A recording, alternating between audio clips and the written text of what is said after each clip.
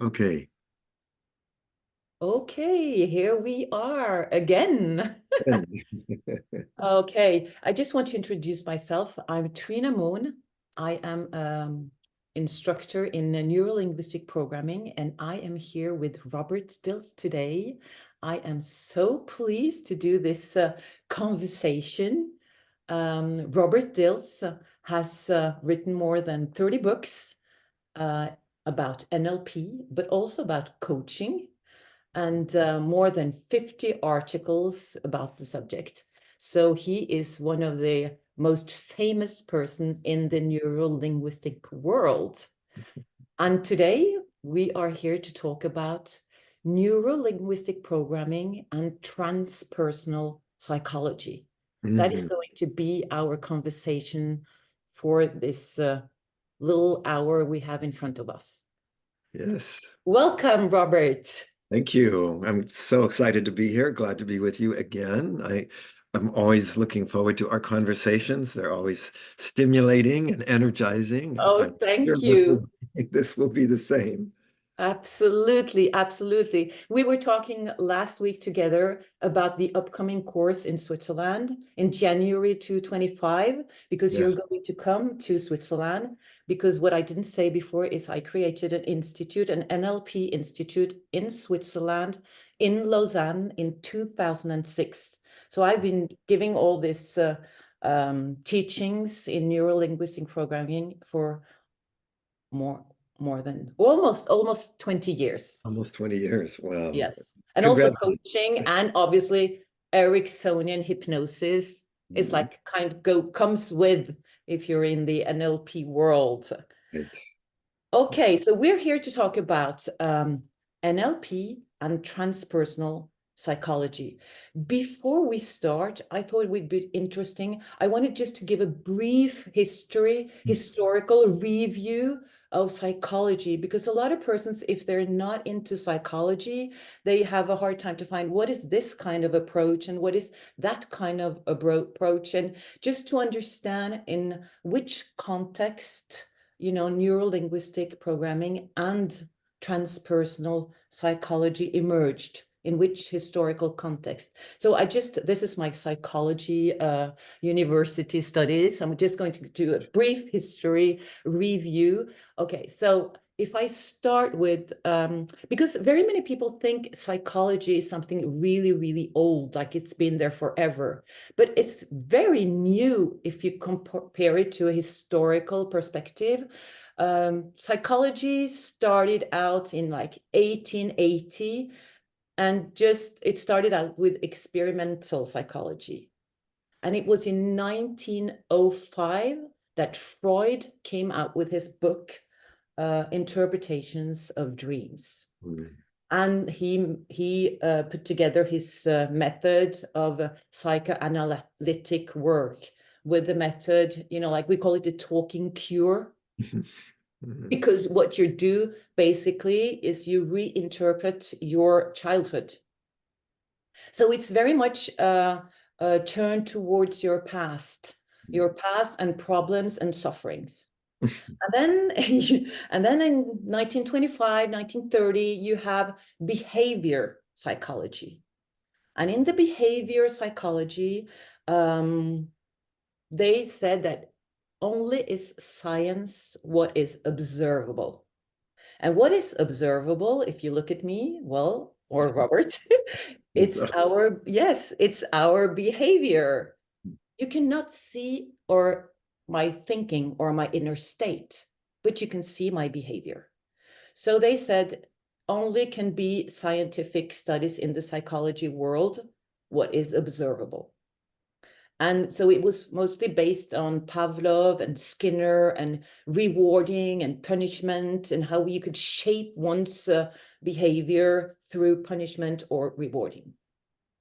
And then we move up to 1960, and as a response to behavior psychology, we have cognitive psychology. Mhm. They came along and said, hey, there's something in here. Something else there's something happening inside the brain. And they were very interested in how we think, how we reason, how we memorize, how we think, and how we deal with problems. So the cognitive in the head. Mm. And we learned a lot from all these three different approaches. Of course, obviously, we learned about behavior, we learned about how we learn things, we learned about what's happening inside.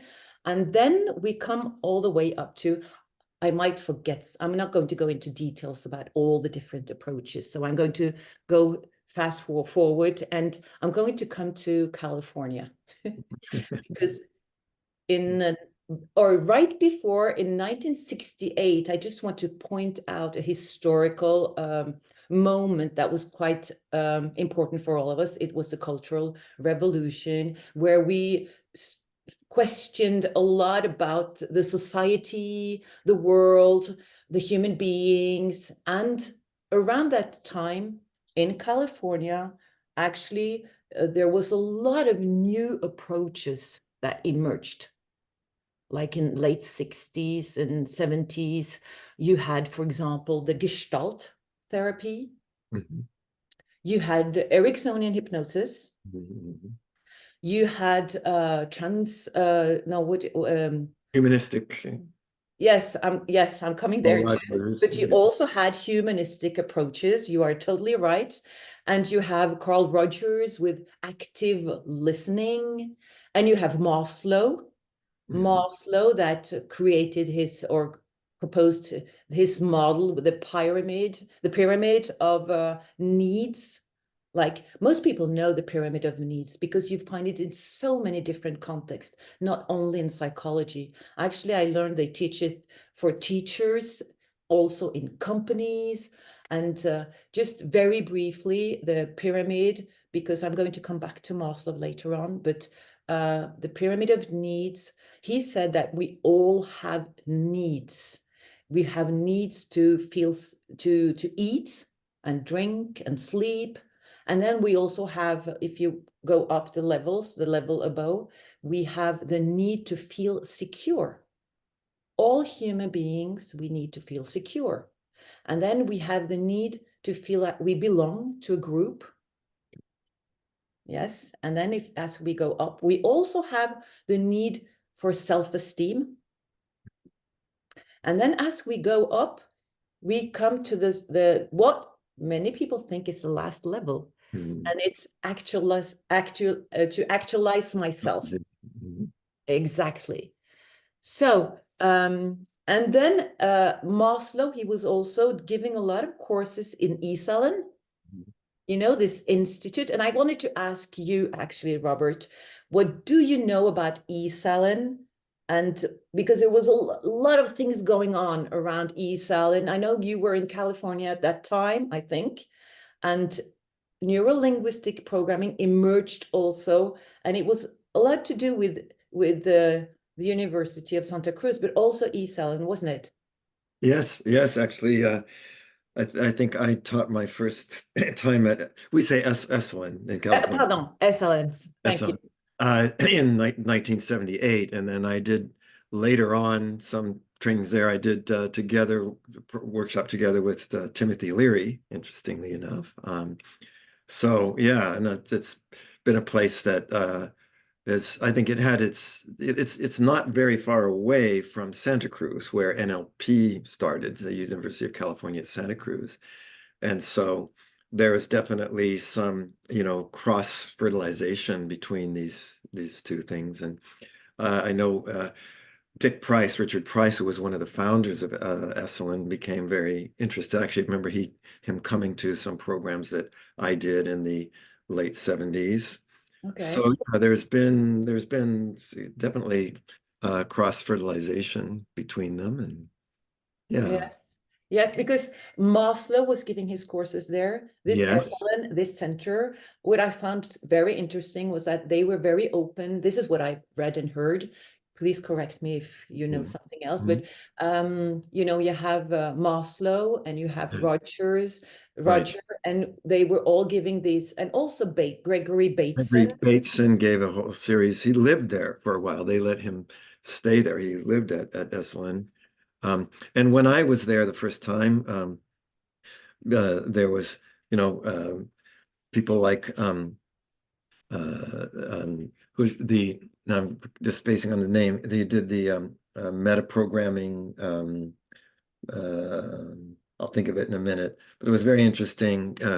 People were teaching there, um, and there's a whole program on the hero's journey that was going on there, which was very interesting. So it's been I think it's been a place where a lot of new things developed.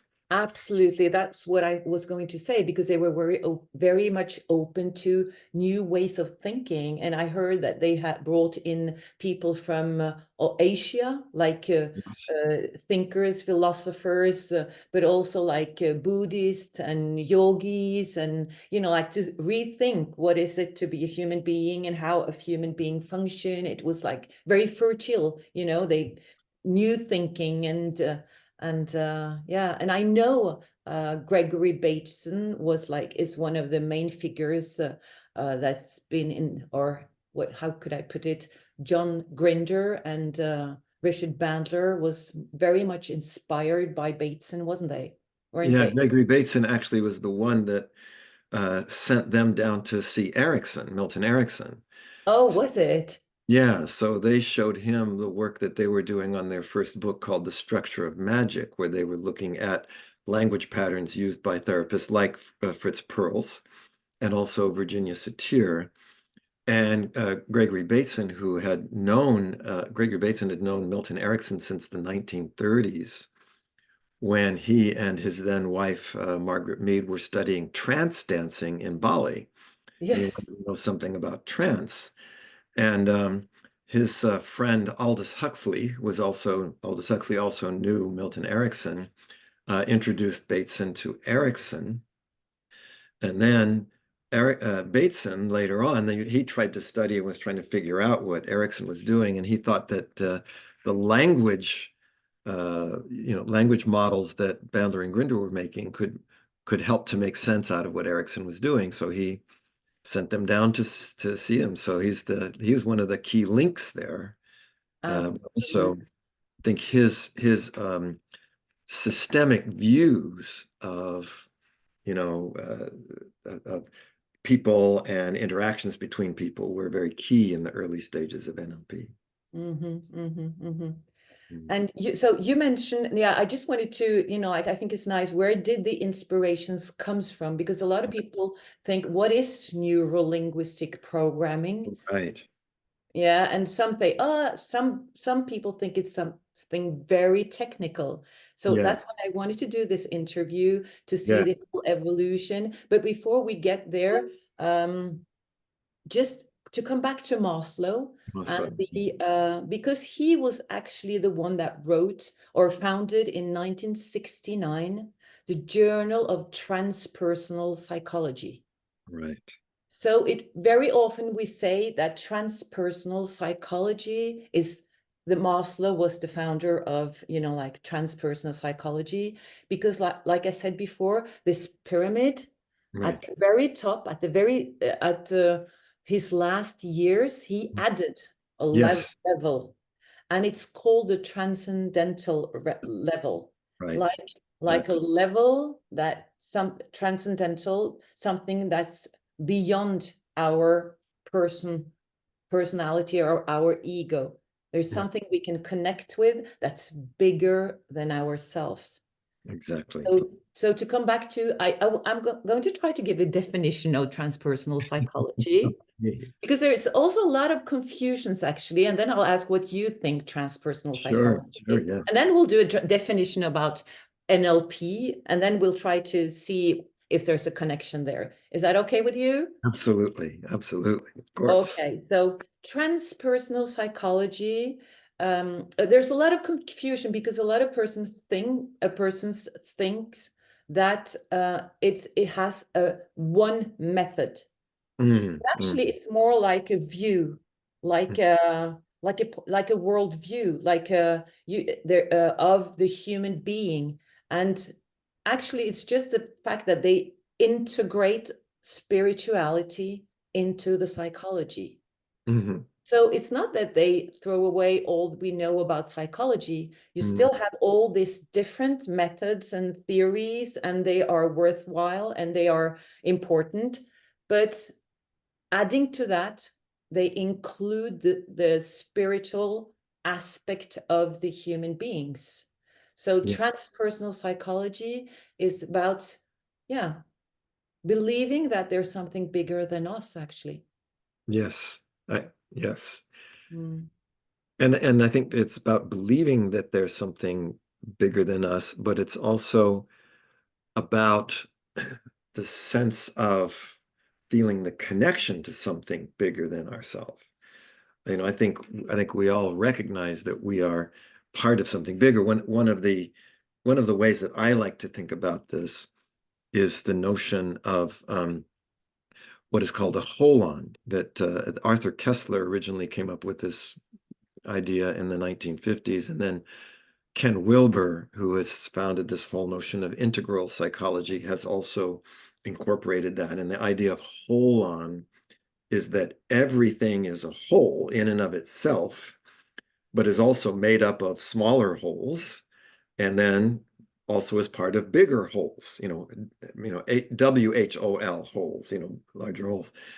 And so we are part of, a family, we're part of a community, we're part of a profession, we're part of a culture, we're part of a planet, and ultimately we're part of a universe. you know, just like an atom can be part of a molecule, and the molecule is part of a cell, the cell is part of an organ, the organ is part of a body, etc. So, this sense of being part of bigger wholes, and I think this idea of transpersonal is that on the one hand, it's that recognition that 1 plus 1 can make more than 2 in a sense. 1 plus 1 makes 3, just like hydrogen and oxygen. When you put them together in the right way, they make water. But if you take the hydrogen away, there's only oxygen. If you take the Yeah. oxygen away, there's only hydrogen. So where is the water? Well, the water is this connection, this relationship. Um, the two things, the hydrogen and oxygen, don't lose their identity when they become Mhm. water. There's a greater identity that emerges. And I think it's something similar with people. Mhm. So Yeah. yeah, and the way I like to think about this notion of transpersonal is generally in the form of what you might call fields. A field is something that it's both emerges from, but it also connects things. In the Mm. same way that we're communicating right now because of wireless fields, wireless internet fields that, are part of this whole, we're surrounded by them. There's these fields all over the place. Mm. And if you know how to receive and decode that field, I mean, that's again how it is that we're able to be speaking, then there's knowledge, information, etc., can be passed through these fields. Mm. People like Carl Jung, talked about a collective consciousness, Mhm. which was a kind of a transpersonal type of a transpersonal knowledge, if you will. Mm. Um, so I think, yeah, for me, this idea that I think basically my way of thinking about transpersonal is we are absolutely part of bigger wholes. We're parts of something bigger than ourselves.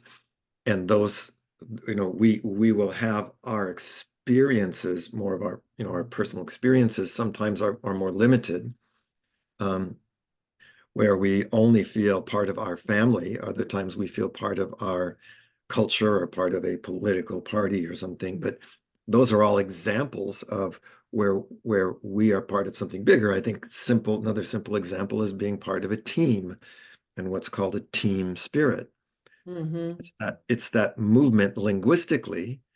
It's the movement from me to we.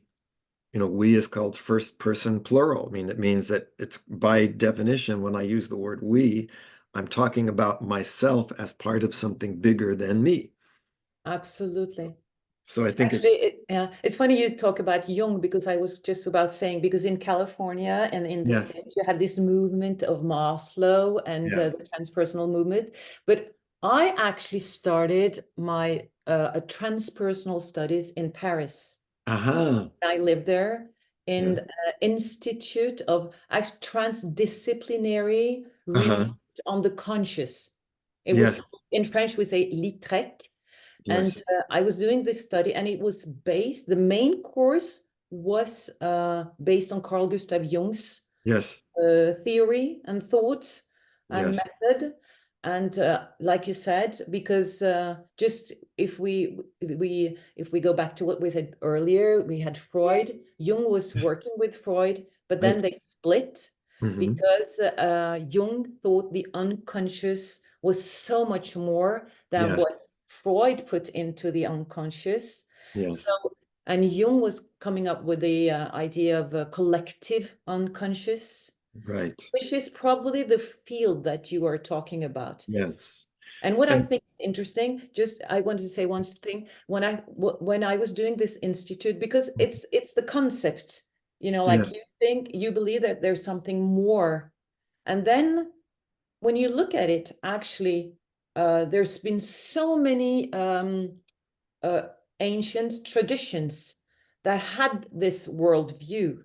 So when I was going in that, doing this transdisciplinary studies on Jung, I was trying out a whole lot of different approaches. Like I tried shamanism, mm-hmm, mm-hmm, and actually it's quite funny because it was in that same institute I met Neuro Linguistique Programming for the first time. wow, It was okay, presented as a little workshop, and I did it, and I was just, wow, seduced, totally loved it. So I decided to go further on. But what I wanted to say is this confusion comes from the thing that people think that transpersonal psychology is one concept with one method, and you can do a psychotherapy, transpersonal psychotherapy. But actually, you can find all these different old ancient traditions that try to connect with that which is bigger than me. This yes, connection to find purpose, to find meaning of life, etc., right? yeah. Yes, exactly. I mean, I think one thing that perhaps to state the obvious as well is that every religion throughout history, this is the basis of a religion, of any religion, is that you're part of something bigger than yourself. That's the one of the notions of spirituality. And I Mm. think that interesting thing that happened, as you were saying, in the 1960s is that crossing the bridge where we're saying, well, that it's spirituality doesn't have to just be a matter of faith and of a belief system about God. Mm. That you can take some of the belief systems away from the experience, this transpersonal experience, and then this is where you are able to explore it from whole other perspectives, that it doesn't have to be connected to certain kinds of dogmatic principles, but actually it's something then that can also be practiced and put into place for things like healing, for things like other kinds of change. We were speaking about Milton Erickson, who was I think, if you take Freud's idea of the unconscious and then Jung's notion of the collective conscious or collective unconscious, you have then Milton Erickson's notion of what he called the creative unconscious, which is an unconscious that I think sort of, incorporates many of these different things, this idea of an unconscious that is beyond, it's an intelligence beyond the mind. Gregory Bateson used to say, he said that our individual mind is immanent. What he meant by that is immanent means it's emerging out of, our nervous system. In other words, as opposed to it being transcendent, meaning it's not like our our our mind is somehow disconnected from our body. Our mind is produced by the interactions in our body, he said, but also he said it's imminent in pathways and messages outside of the body, meaning our mind, our individual mind, is also in coming out of our interaction, and it's through interaction that even our individual mind is operating.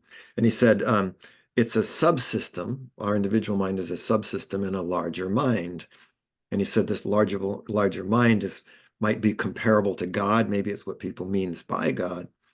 But it's still part of an interconnected social system and planetary ecology.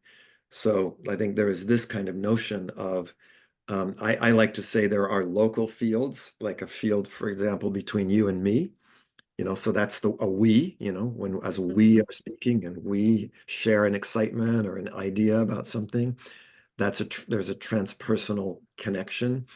But there's also, larger fields that we are part of. We're part of, cultural fields, etc.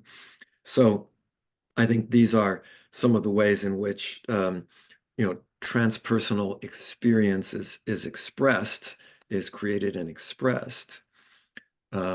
Number of years ago, I wrote a book with a colleague, an NLP trainer named Robert McDonald, that we call Tools of the Spirit. And the whole idea of this book was this notion of how do we create and connect to so-called spiritual experiences, which are essentially that sense of I'm part of something bigger than me that, as you say, Trina, gives us meaning. We had so-called fruits of the Spirit. Why would you want to have a connection to something spiritual? Well, the fruits of the Spirit are things like healing, but there are also things like ecstasy, joy. There are things like, a sense of, the sense of expansion, connection, in a sense, transcendence. And I think these are things that are, increasingly necessary in our world today, because what we see is the more you become disconnected, isolated, divisive, the more you have all of the, these are the opposite side of fruits of the Spirit are what do you get when it's not there, which is, war, anger, uh, conflict, aggression. So anyway, I think these are it's a key issue of our time. Absolutely, absolutely. And I just wanted to jump back to where we were starting out with Yes, Maslow and yes, transpersonal psychology, yes, because what I find very interesting with because there's like a kind of a shift at that time as well. Like right, a shift is like we change of paradigm because it's more what is our, it's also called, I like the other name too, the human potential. What right, is our potential as a exactly. human being? What is, I like that so much because that was a question I had when I was younger. Wow, what is my potential Yes, as a human being? And that made me very curious as well.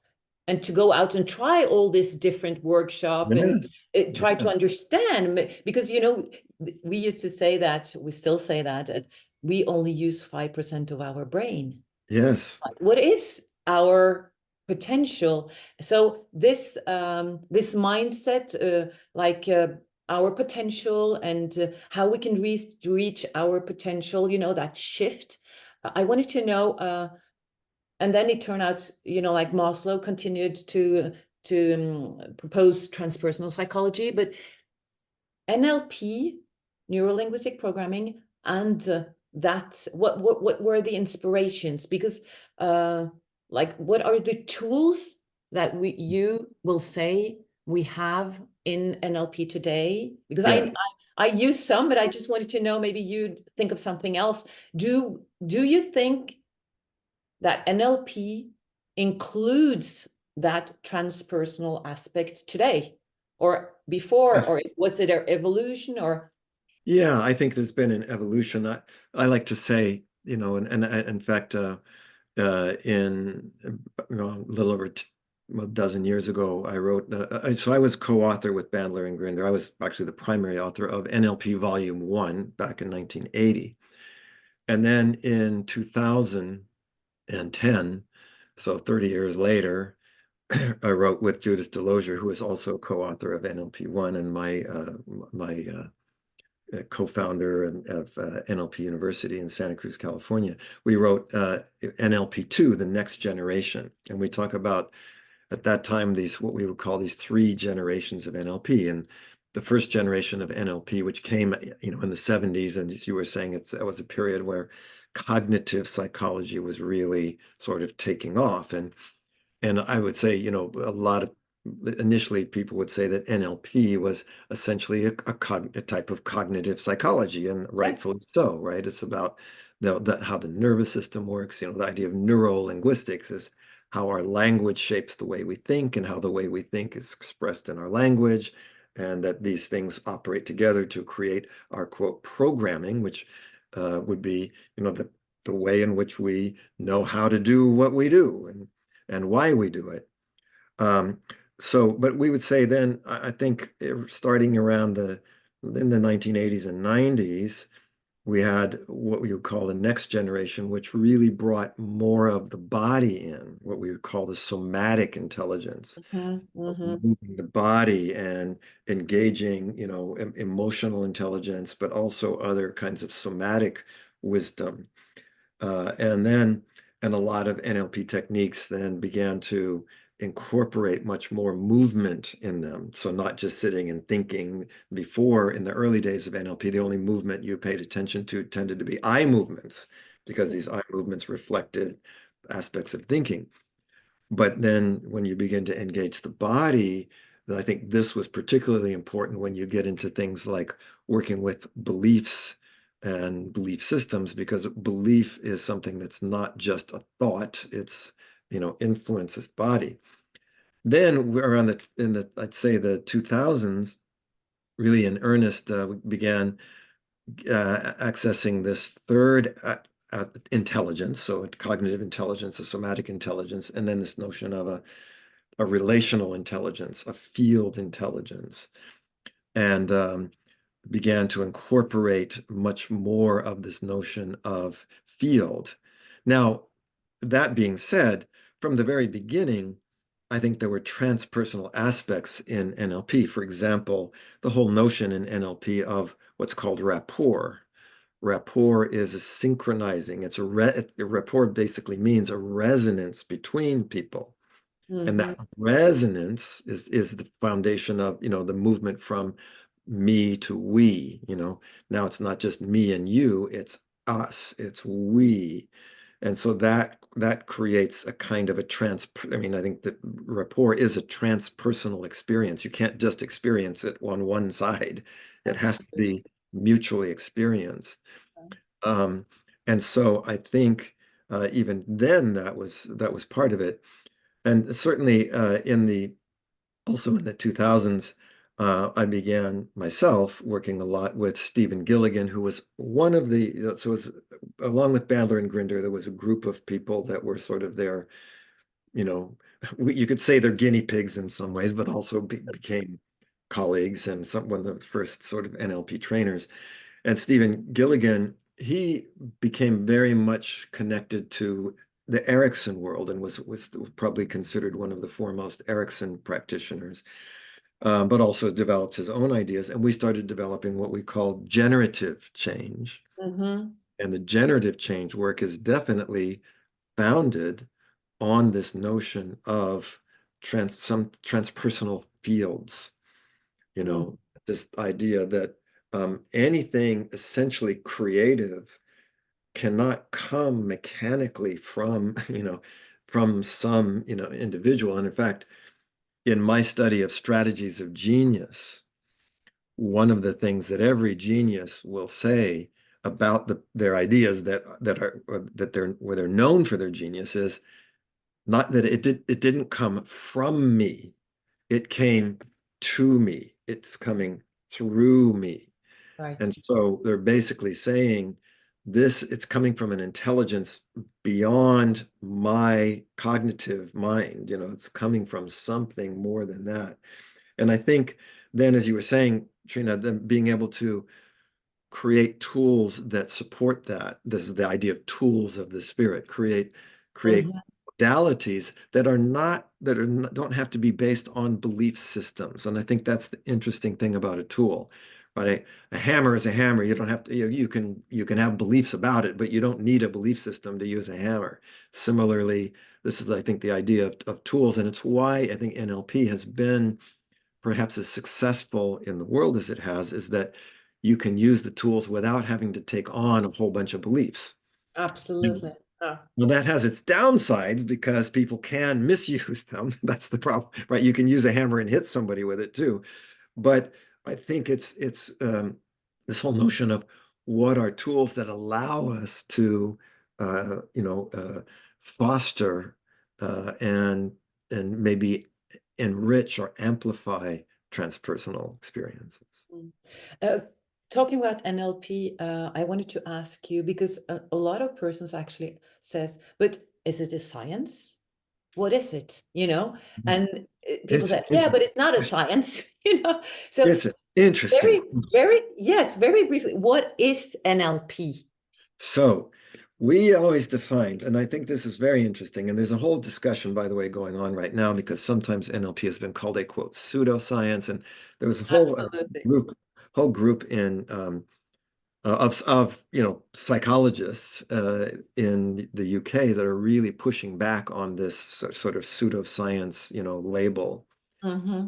The tricky thing, so let's say, so the NLP Volume 1, the first book, the defining book on NLP, the subtitle is The Study of the Structure of Subjective Experience. So now so you have three key words there. It's a study, but then there's the notion of the structure and then subjective experience. Now, what makes it tricky for NLP, I mean, I think NLP uses a scientific method, but most science is based on objective experience, not subjective experience, right? Mm-hmm. How do you measure and tell me what I'm thinking? I'm the only one that knows what I'm thinking, right? I'm the expert Absolutely. on that. And I can, if I experience something subjectively, let's say I experience past lives subjectively, that's my subjective experience. You might say, there's no such thing as past lives, but according to whom? I mean, yes, maybe objectively you can't find them. Maybe there's no objective way to look at that. But subjectively, if that's my experience, that's my experience.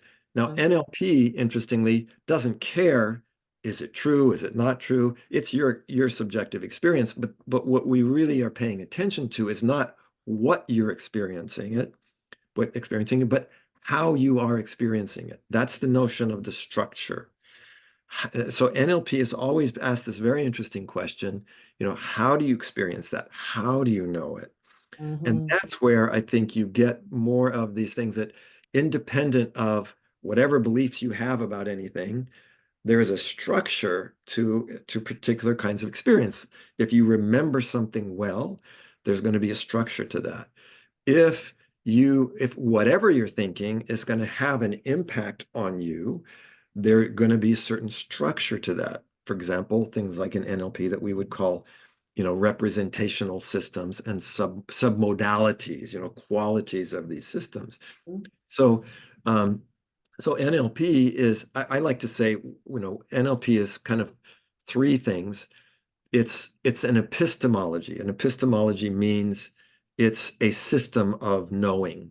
It's a set of distinctions for understanding things.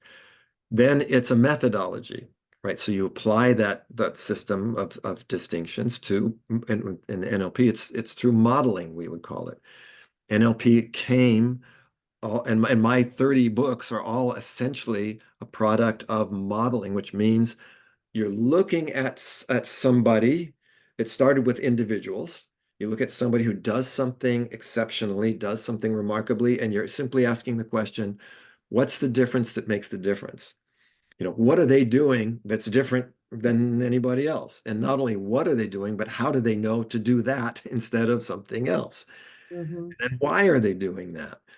And then we would say, so it's a epistemology, a methodology, and then it's a technology. Out of this methodology, we create tools, processes, procedures, steps, strategies that can then be used in order to, to make changes. So, a famous example of NLP is the, so-called phobia technique. You say, okay, it doesn't matter what somebody's afraid of. It doesn't matter why they think they're afraid, but having a fear, having a phobia has a particular structure, has a particular kind of a cognitive, emotional structure. If you know that structure, it's a little bit like knowing the programming language of a computer. If you know the language, you can change the program. And Absolutely. yeah, and I think that's again what I'd say that so the NLP has these three dimensions. It's a set of distinctions for subjective experience about the structure of it, not so much the content, but the structure.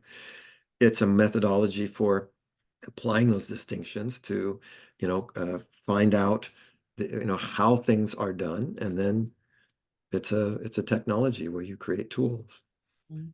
Yeah, So. yeah. And I would say what's scientific about it is that it's based on observation.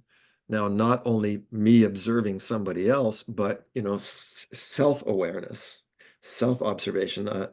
I think NLP is probably one of the most profound resources for mindfulness. Because you're paying attention not just to what somebody else does when they think, but how do I think? Mm-hmm. How am I understanding this? Not what am I understanding, but how do I understand what I understand? How am I, if I have a feeling, how am I creating that feeling? Is it random? Probably not. It's probably coming out of something that is going on within my subjective world. And I think that's really the beauty and the profound, the profound contribution of it. Mm. Yeah, because do you know what happened to me when I was around 30? I was living in Paris at that time, and I was at this transpersonal Yeah. institute. I had some incredible experiences, Yes.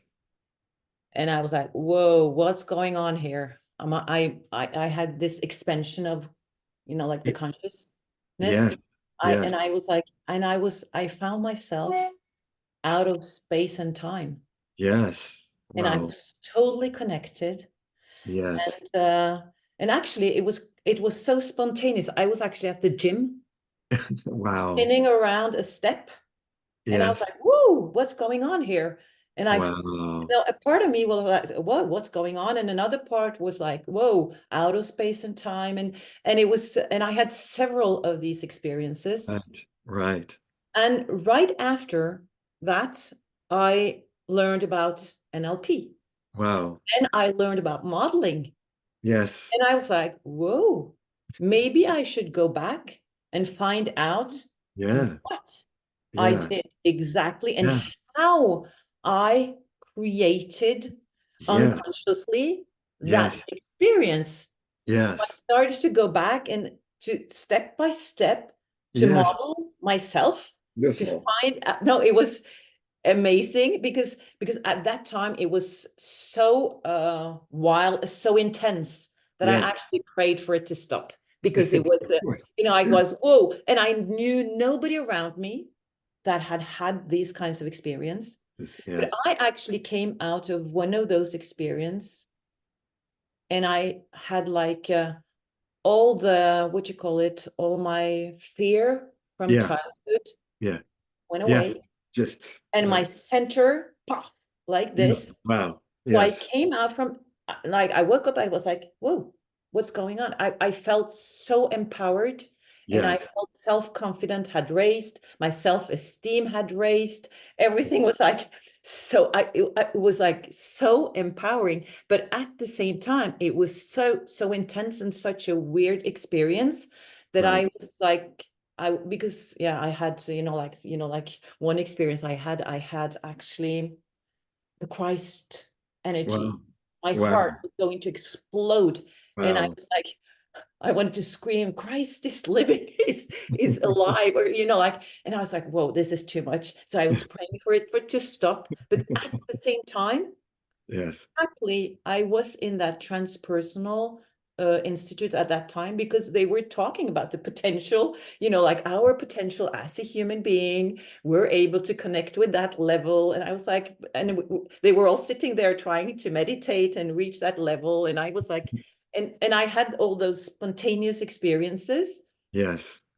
But what's interesting is that when I look at, for example, if we didn't speak much about it today because time is flying as Yes. Yeah. usual, and we could, there's a Yeah. lot of subjects. I don't know if we touch everything, but the holotropic breathing Yes. is a very interesting approach, Yes. a transpersonal approach. And Yes. when I look at what they propose and I look at what I experienced, I'm like, Yes. of course, that's it. That's Yes. it. That's Yes. what I experienced. Yes. So there's obviously, to me, Yeah. something bigger than us and Yes. something we can connect with. So now the question is, what are the tools that you use today? Like, what are the Yes. tools you use today? Well, I think so. I mean, but first of all, I'm blown away by what you're just saying. So I'm very touched by that. I feel tingling all over.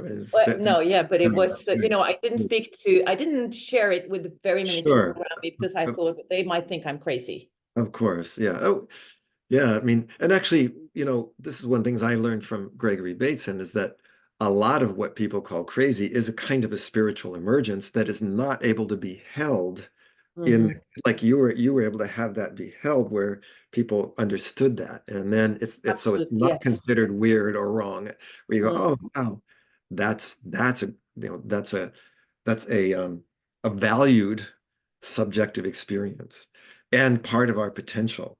So I would say so one of the things I want to say then is from the perspective of tools.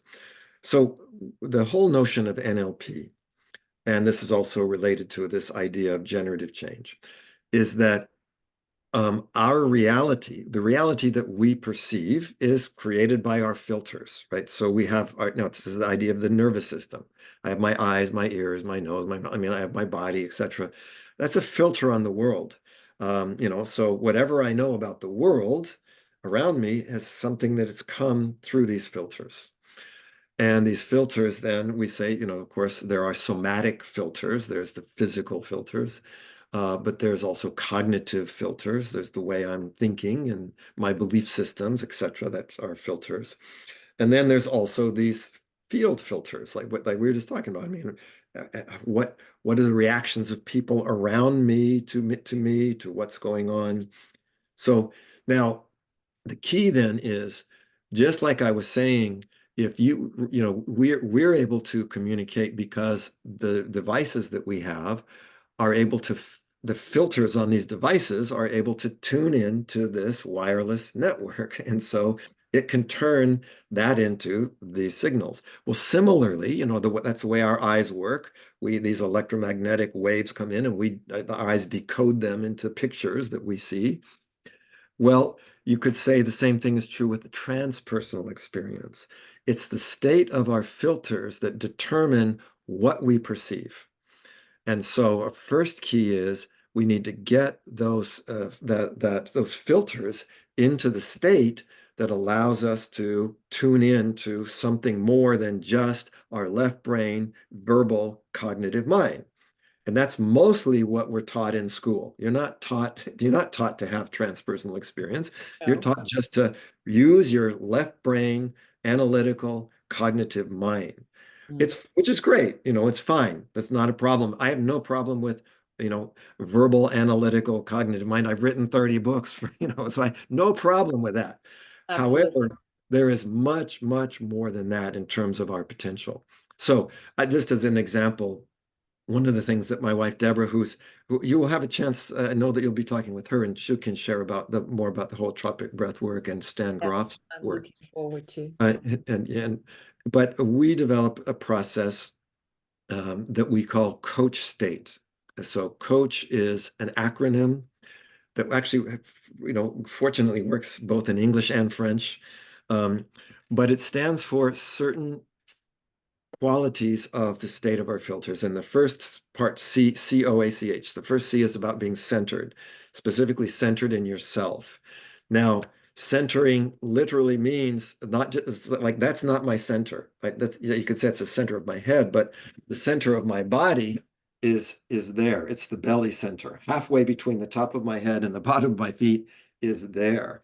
And this is what the Japanese call the hara, the Chinese say the tantian. I mean, it's a physical center, but it is also an energetic center, if you will. So centered, definitely there. And then the O of coach is open. Now, again, the interesting thing is, and you're experiencing it yourself, if you're open and not centered, because it was great, you said I felt so centered. If you're not centered, that's where I think so-called psychotic episodes happen when people they are open to these bigger things, but they're not centered. So the centering comes first, then I'm opening to what Gilligan and I in the generative change work called a quantum field of possibilities. So there's this field of all possibilities that we say we take these possibilities and we turn them into realities through our filters. If you think about what we're doing right now, 20 years ago, this was science fiction. I mean, what we're doing right now. But it was always possible. I mean, we didn't make any new molecules or any new, everything is possible. But what we do as human beings is we reach into this quantum field, and then through our filters, we're able to make them real. So centered, open, and then alert and aware. So this mindfulness comes in. So aware not only of the outer world, and NLP is, as I said, is a great tool for that, using our senses to become more aware, but also aware of our inner world, our subjective experience. So centered, open, alert, attentive, and then we say connected. The second C is connected to all of our intelligences, intellectual, emotional, intuitive, but also then connecting, feeling a sense of connection out to this bigger and bigger whole, and through my feet to the earth, through the space in front of me, around me, behind me, almost kind of imagining a sort of a bubble expanding out where I'm connecting to, this bigger field. And that allows us then to do what we say in this the final letter H is to hold, or to, we can also say in French, you might say, to hospitality, to be able to welcome whatever is present in that field from a place of, of curiosity, of creativity, of calm, like your experience. And it's in that state that things naturally, spontaneously shift. Like you were saying, the childhood fears. If I hold them in that state, they're going to be transformed. I don't have to judge them. I don't have to try to change them. They will naturally stay in motion. We say the opposite of that, which is, we say in this coach state, your channel is open, right? Channel is open, and you're able to respond more and more from the best version of yourself, right? Your potential. The opposite we call crash. So instead of centered, open, alert, connected, and hospitable or holding, I'm, the first C of crash is I'm contracted. Instead of centered, I'm contracting. Instead of open, I'm reactive. Instead of alert and attentive, I'm in analysis paralysis. So instead of connected, it's separation. And instead of holding or hospitality, it's hostility. So, again, I think this is one of the first fundamental tools, is being able to bring myself into that state, and regardless of the external circumstances, I can always get into this coach state. Yeah. I mean, I always say we can always, like imagine that we are the, like the Dalai Lama or the yeah, Buddha, the yeah, Buddha, right. Buddha. Whatever happens around me, Yeah, I should be able to, and I could be able to, and I can right. actually just be centered, Yeah, be exactly. aligned, and Be just aligned, be relax, open, be you know, alert, be yes, connected. and Right, meet the world in whatever happens around me. I right. should be able to do that. we say that, holding and honoring, this sense of, yeah. And then that's when you can respond most effectively. And the right action will come, right? I don't have to try to figure out, what am I supposed to do? In that state, you are best equipped to be able to respond and both, agilely and appropriately. Mhm, mhm. Yeah, and I think this is where something like NLP is so important because we say that's something where sometimes people think that NLP because of the programming thing means that it's mind control. And Mhm, actually it's the exact opposite. NLP says you are more than your programming. Your potential is more than your current programming. And the one way to reach that potential is to be aware of what that programming is so that you can in fact transcend it, so mhm, that you have the choice, so that mhm, you realize, I have this choice. I remember so clearly when I first got involved in NLP, there was a guy I was kind of coaching who was all caught in this big inner struggle about things. And I could see, he's like, "Ah, no, no, no." And I said, "Oh, um, are you talking to yourself?" And he goes, "Am I talking to myself?" I said, "No, I never talk to myself." And I said, "Really? Are you sure?" And he said, "Am I sure? Am I sure? Yeah, yeah, yeah, I will never do that." And I said, "Well, for instance, I mean, do you repeat my question before you answer it? Do I repeat your question before I answer it?" "No, I don't do that." It's like, so he's not at all aware of what we would call inner dialogue. And yeah. I finally got him to be aware of it. And he suddenly went, "Oh, that's inner dialogue. I thought that was just reality." And I think this is what Carl Gustav Jung's one of his great sayings was that whatever we are not conscious of appears to us as destiny, appears to us as, an event Yes. rather than a choice, right? It just is when Mhm. people are not aware of their beliefs. And when I first started working with beliefs, I'd say, "Wow, that's a really limiting belief." And they go, "That's not a belief. That is how it is. It is that way. It's not a belief." Yeah. And when you don't have that awareness, you are, then you are your programming. Then you are the victim of the programming. Exactly. And what you just said it, a victim, because what I like with NLP is that you become so proactive. Yes. You Yes. can program yourself and you can become aware of your program, Mm. of your belief system, and you can try to change. You can try Yes. to change. But if you think you are the program, Yes. Right. or that you cannot do anything about it. Right. Yeah. Right. I think this is, as I said, I think is one of the great gifts and contributions of NLP. And the thing I also like about NLP is that because it is about subjective experience, anything that we can experience subjectively is part of it, is part of what we can explore with it. You Mm. don't have to say, that you can't, you have to leave that out. That you can't, that's not NLP. Anything you experience subjectively is, it's the territory of NLP. And there's so much of that still left. That's part of what's exciting to me about it. We have so much that we can still keep learning. And obviously the world is showing us this with the level of divisiveness and violence and things that are still Absolutely. present in our Yeah. world. And you know what I find so helpful, and I see it in my courses, my participant, like the eye opener when I speak about the map is not the territory. Yes, yes, We have a constructed a mental map exactly. of the world. We Yeah, have representation of each yes, situation, but it's not the situation. It's just exactly. a mental map. It's just a representation.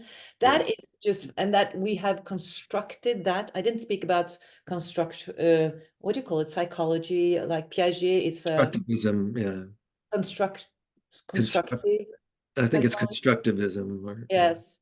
And however, I think it's just that make people so tolerant to understand that I have constructed a worldview. It's mine, in my family, in my country.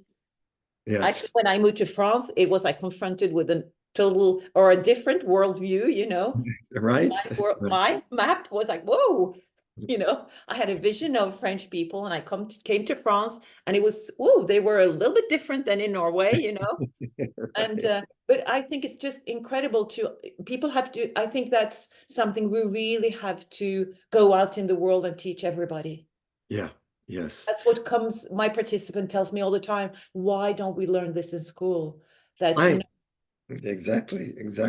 This should be, Uh, yeah. And I think this notion too that, you know, um, this is what really got me, hooked me in NLP. Bandler and Grinder's first book was called The Structure of Magic. And the thing they pointed out in that book that really, caught me was they said, they were looking at psychotherapy at that time, and they were saying, there's so many different methods of psychotherapy.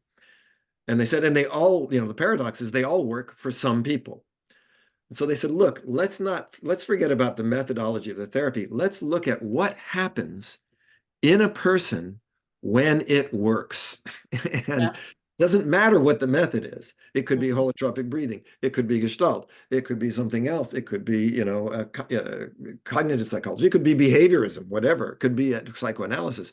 But when it works, what has happened in that person? And the thing that they found that happens is that suddenly the map of the world is enriched. It's Yes. it's like that fundamental. Suddenly, no, Wow. my map of the world now has more possibilities than it used to have. Mm. And that is, the thing that is ultimately responsible for that transformation. And I Mhm. think that's what, to me, the key, is yes, the map is not the territory, but the map is all we know. And if we can expand that map, if we can enrich that map, Mhm. suddenly our world is much bigger. Our Yeah. potential can only be expressed through the map that we have. So if we enrich the map, we enrich our potential. And I think, Exactly, exactly. New understanding, new insights. You're like, yeah, whoa, whoa. I this didn't see whole, there was something this, over here or I'm over here, you know? exactly. I'm Yeah. seeing everything that's here. I mean, I remember when I first was learning NLP, it's like the what they say, the scales were falling from my eyes, and you suddenly just see this whole bigger, richer world. And it's amazing. It's more beautiful, there's more potential. So yeah, and I think that's what also this whole notion of our conversation about transpersonal is about, is that it's also through transpersonal experience that you might say these veils are are lifted, and suddenly it's the same world as it's always been, but it's much more than were able to perceive in it or recognize in it before, and the same with ourselves. Yeah. And I, when I use the logical levels, Ah, yes, my coachings, my, like one, when people come to the last level, yes, they are transformed. For yes, me, that level is the transpersonal level. yeah, Like yeah. the level of change, your behavior, like You're, well, you created the tool, so but I yeah, it's the actually audience interesting as because well. it's a pyramid. It's a pyramid, and it's very interesting if you put it side by side with Maslow's pyramid, right? Because Yes, they have some similarities. Because absolutely. you Yes. have the bottom of my pyramid is environment, Hmm. which is concrete, and of course this is where you have dangers and opportunities. So safety is key. The next level is behavior, right? How do I react to that environment? But then the level of capability is what we were saying. That's where this inner part, the cognitive part starts. Well, how do I know how to respond? How do I know what to do? Then the next level above that is the beliefs level. Why am I doing it that way? Then there's identity, which I think is similar to Maslow's notion of, self-actualization, that my identity is not my programming. My identity is my unique essence, my life force, which is there's no one else is like it in the world, you know. And then just like Maslow's transcendence, the top part then from the my pyramid is that notion of, you know, um, the sense of, you could call it a level of vision, of spirit, of purpose. It's beyond me. And I like to think of, Einstein. One of my favorite quotes from Einstein is he said, a human being is a part of the whole that we call the universe. but we're a part that's limited in time and space. And he said, this creates what he called a kind of optical delusion of our consciousness that we're somehow separate from that. And he Yes. said, delusion is a prison for us, limiting us to only affection for the people that we're closest to. And he said, our task must be to free ourselves from this prison by Mm-hmm. expanding our, what he called our circle of compassion to, to hold all of humanity and the whole of nature in its Mm-hmm. beauty. And I think that's sort of the goal of transpersonal psychology is free ourselves from that that optical delusion, that prison that we're somehow an isolated, separate being. I actually have done NLP programs. There's a group here in France called ERET, which is they teach transpersonal psycho practitioners. And one of the things there is that we're always connected, but you lose connection to the connection. So the Yes. tool is not that, in other words, we don't have to actually make the connection. You already are connected, Yeah. but you have to find the connection to the connection. And I Mm-hmm. think And that's that's that. why we have all these tools to try to get back Yes. to that connection. But what I also find interesting is that if you have a transpersonal, because that's also a worldview. Because, Yes. if you have that worldview of transpersonal, that there's something bigger than us, whatever you might call it, but you know that there's something bigger, well, then you also have behavior that try to, your reaction comes from Right. that worldview. Yes. You do things that others wouldn't do, or you wouldn't Yes. do things that some people do. Like, for instance, today, I'm like, war today, really? Yeah. Like It's what? like, to me, I just have very difficult to understand what are these people doing. Yeah. Yeah. Because you and me and us and everybody, we're part of the same universe, the Yeah. same, what can you call it? Yeah, the same, Hold on. The same field, the yes, same, yes, at the same substance. field. Yes. Yeah. So, but if you had this transpersonal view, I don't think you would go out and do war. No. Because you are me and I am you, and we're part of a big thing. Exactly. Exactly. In fact, there's an interesting thing in the pyramid. Um, we say that when you start to get up to this top area, there's an important balance to be had between what we call ego and soul. And I think this is kind of Mhm. relevant to what we were just speaking of. This idea that, so ego, of course, is the part of my reality where I am a unique individual. I mean, I'm an independently thinking, unique individual. I've got my own map of the world. I mean, that's a truth, right? I've got my map. It's my experience. And of course, I need to take care of myself.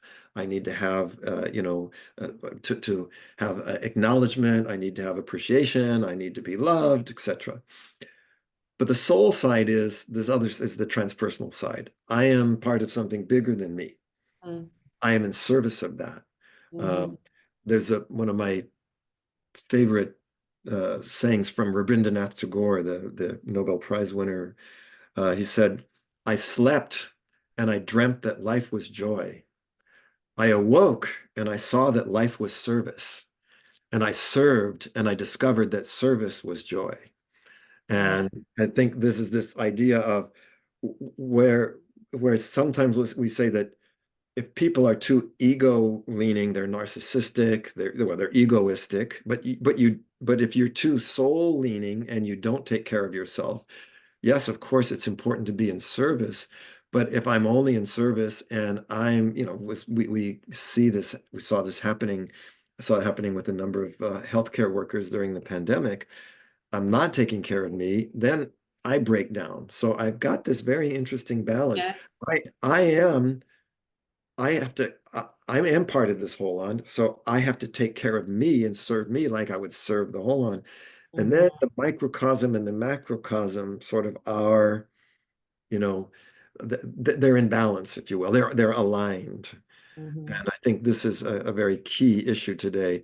And I think a lot of times the reason that you have wars are precisely because you've got people, whole populations in a type of crash state, Exactly. contracted, Yes. reactive. etc. They're not bad people, but No. if you're in a crash state, basically your potential is very limited to only what we would call survival strategies, right? Attack, run away, freeze or fold. That's Well, about it. and that's where NLP people that are trained in coaches or therapists and Yes, NLP can come in and help to have them look at, like how much they're crashed. exactly right. How much I'm crashed. Okay, Exactly. Robert, I see time is flying again. I'm We it's wanted to do an as hour. It's usual, been an as hour. usual, Trina. It seems like I it's know. only been a few seconds, but There's so many things I wanted to talk about, but that would be some other time. I just wanted to ask you, when you are adding these things into NLP, what are your inspirations? Do you have like a spiritual practice, or like, what's your inspiration? yeah, I I mean, might ask. it's very interesting. I mean, it's a very interesting question because I'm, I mean, first of all, I was raised Catholic. I had 12 years of Catholic education. Then I went to UC Santa Cruz, which was the exact opposite of all of that.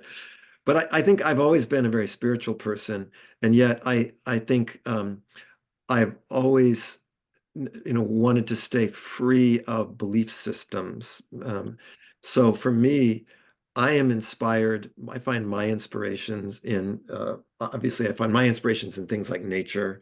I find my inspiration in uh, in role models and mentors who I can see are people that are doing something, like Milton Erickson was a big inspiration for me, Gregory Bateson, and Albert Einstein.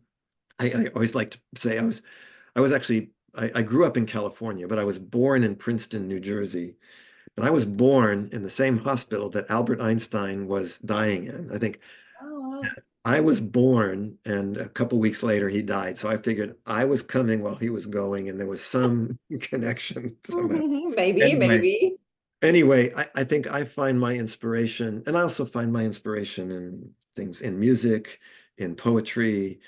Um, but I think one of the things I learned most from somebody like Milton Erickson is curiosity, Mhm.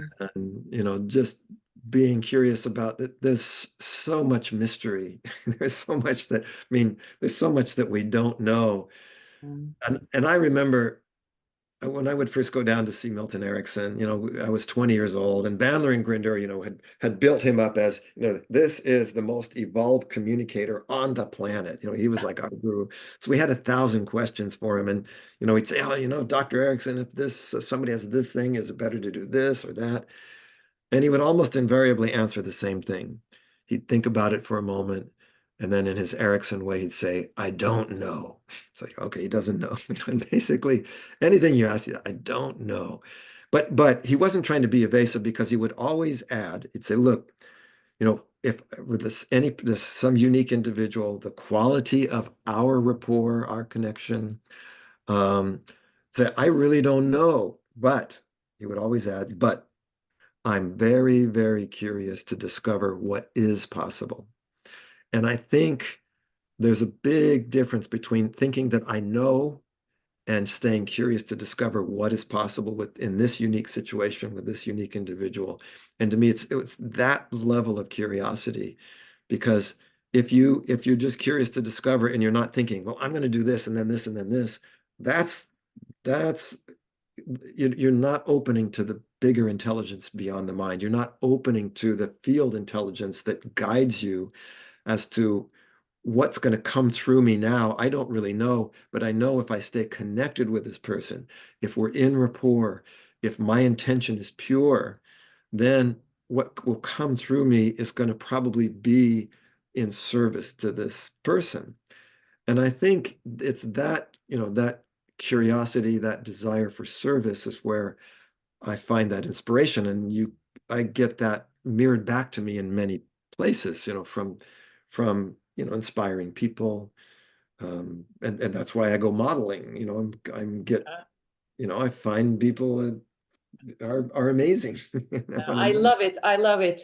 But that's also a very open-minded. The big five, you have the O, Yes, open-minded, yes, the big five, this yes, psychological yes, tool to measure, Right. open-minded, because Minded. you have to be really open-minded to be curious. Yes. Curious, open-minded, it goes together. I love it. You learned Yeah. that from Milton Erickson himself? Yeah. And I think it's something, they say that there's the basic there was a guy in at UC Santa Cruz who was a guy that studied creative geniuses. His name was Frank Barron. And he said there are three basic qualities of creative geniuses. And the first was to be comfortable not knowing, comfortable with uncertainty. So not just able to tolerate, but actually, that to me, I think is what curiosity is. It's like, I don't know. Like Erickson, I don't know. It's not a problem. I'm curious to discover. He said the second one was the ability to hold seeming paradoxes, seeming opposites. Yes. Einstein, it's light, it's a wave, it's a particle, it's matter, it's energy, but hold these things that seem to be contradictory, and then suddenly something new emerges.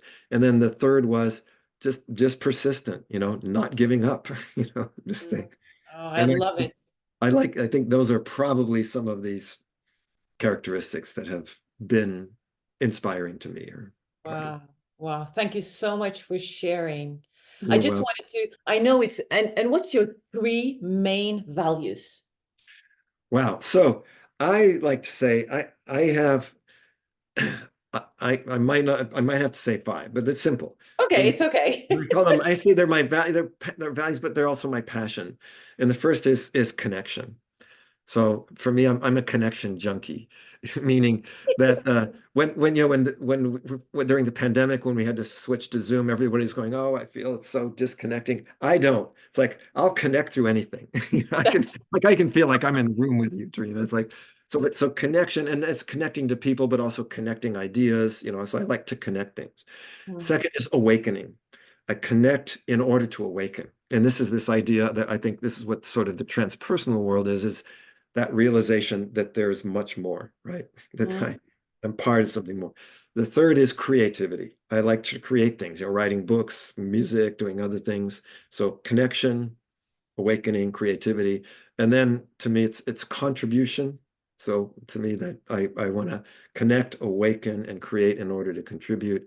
And then finally, inspiration. I want to inspire others to reach their potential, to have as an exciting, rich experience as I do, because I think if we all do, there wouldn't be wars. There'd be much too many interesting things to do besides yeah. that. So, Well, I so can say that you do inspire because I've attended some of your courses and you are so inspiring.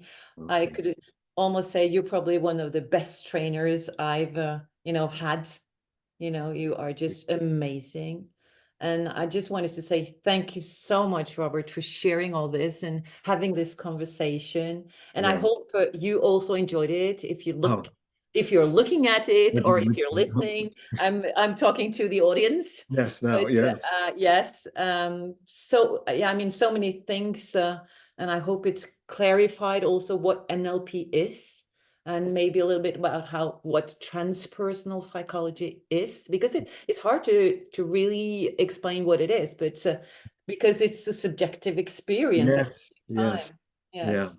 Like So you said, I thank think yeah. you have that experience like you did, then but then you can. Well, yeah, I stopped reading books at that time. At that time, I was like, okay, this is it. I understand now. It's, you Yeah. know, Yeah. Because it's not there. it's you have to, it's an experience. It's like Yeah. I said, dogma and belief is one thing. Yeah. Experiencing Experience. is a Yes. totally different thing. I agree. I agree. Thank Oh, you so okay. much. And I just want to finish. We have an upcoming course with Robert Dilts, That's right. the 25th and 26th of January 2025 in Switzerland, in Lausanne. Um, if you want to sign up, please look below. Look at Graine d'éveil, which is quite funny because it's Graine d'éveil is the French name of my company, and Uh, it's the seed of awakening. oh. That's what it means. Thank you so much. You're Thank very you. welcome, Trina. Okay. Okay, I just want to stop the